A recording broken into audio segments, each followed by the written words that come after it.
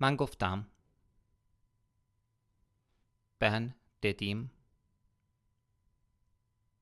من میخوام به پارک برم. Ben parka gitmek istiyorum. آیا میخوای به پارک بری؟ Sen parka gitmek istiyor musun? او گفت. O dedi. من نمیخوام به پارک برم.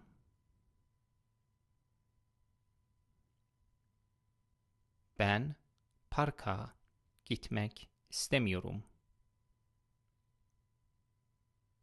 الان.